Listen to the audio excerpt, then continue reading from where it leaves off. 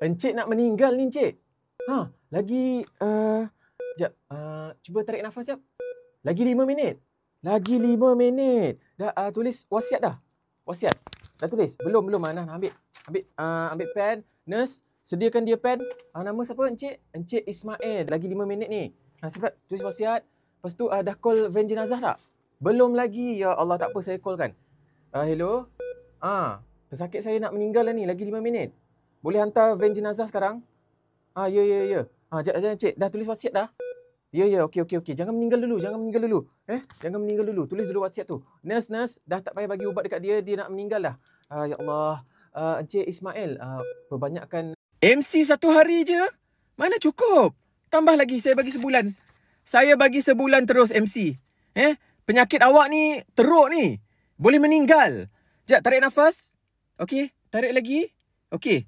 Awak ada penyakit demam, batuk, sesama. Boleh meninggal. Bahaya. MC sebulan terus. Nah, saya dah tulis dekat sini.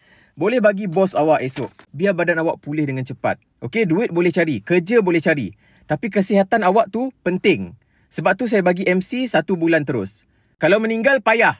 Okey, rehat puas-puas. So, bila dah sihat nanti, pergi kerja boleh bekerja dengan elok.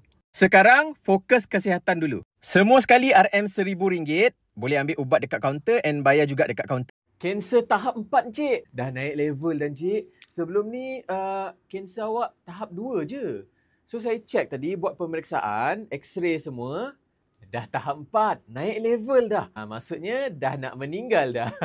Encik jangan risau, saya takkan bagi ubat dah. Okay. So, jap, saya check jantung Cik jap. Tarik nafas. Okay.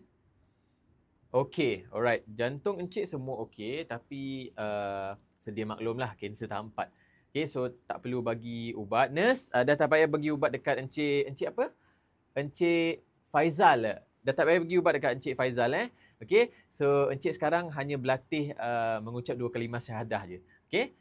Selamat hari meninggal. Nurse, doktor, nyanyi ramai-ramai. Selamat hari meninggal. Tanya Encik. Lagi 1 hari nak meninggal. 1 hari sebelum meninggal, memang kita akan bagi kek coklat. Boleh ambil Encik? Okey, kita ambil gambar dulu boleh? Okey, esok nak meninggal. Senyum sikit. Okey, senyum. Kenapa tak senyum, Cik? Takut nak meninggal esok. Saya dah cakap dah. Hidup yang di sana kekal abadi.